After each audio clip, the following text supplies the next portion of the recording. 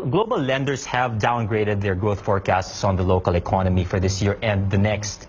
And you also said that the government is likely to miss its GDP target of 7 to 8%. Is government revising its growth estimates? We have scheduled a meeting by the Development Budget Coordination Committee on October 16 after our trip to Bali, Indonesia for the IMF World Bank meeting. And so we will revisit all our forecasts, okay? And I was quoted as saying that the 7%, which is the lower end of our 7 to 8 forecast, is not likely to be met because of the elevated inflation. As you know, the higher the inflation rate, the higher the deflator, and therefore it will be more difficult. Plus our agriculture sector really is sluggish, right? Would you expect it to be more in line with the 6.4 to 6.5% that the global lenders are? More or less. Along that line. Okay. Speaking of the agriculture sector, you had mentioned that the agriculture sector is sort of one of the drags on the growth.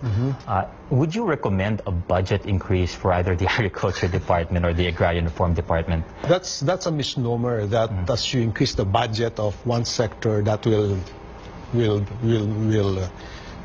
the sector to move. I remember during the time of President Estrada, agriculture grew by 6.5%. So it's really more the policy.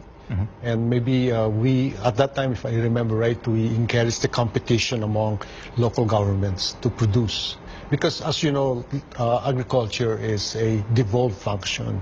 So the governors, the mayors, the barangays, they should be more involved in this sector. Right? And you mentioned that because during the time of President Estrada, you were saying that then the budget was even lower or quite similar to what we have now? Yes, similar, but more focused. And in fact, I think we know exactly what to do. For example, I asked the Secretary of Agriculture at that time, William Dar. I met him recently, and I said, if I give you 10 billion, what will you do with your own money? And he said, I'll invest in what is called small water impounding facility, not the big dams. You know, because that's more immediate.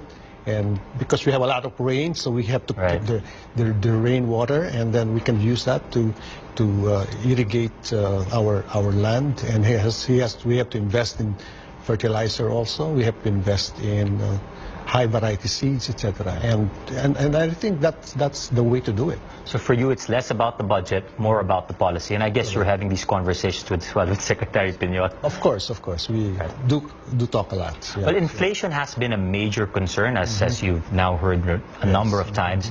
I guess from consumers' perspective, has inflation peaked? And how can we assure consumers that really prices are under control?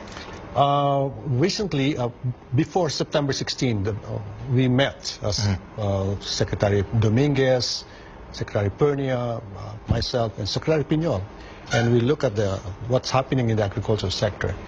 The peak in the inflation there was a major contributor, which was a mistake by NFA. Okay. They have 4.6 million sacks of rice, and they did not release it, into the market. We gave them 5 to 6 billion pesos, and they did not buy rice, palay rather.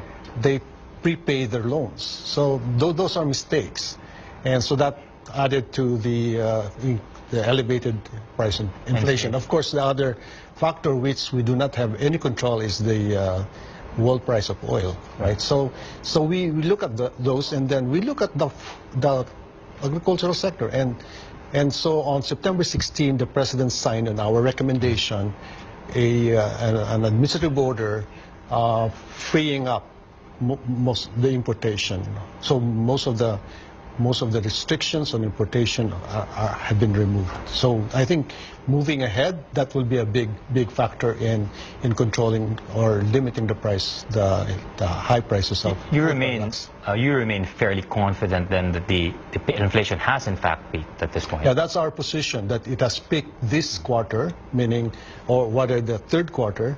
I look at the numbers, and it has averaged 6.3%, and we expect the inflation rate on the fourth quarter to be much less than 6.3, and there's unanimity among the World Bank, IMF, ADB that inflation will be down to the normal level by next year.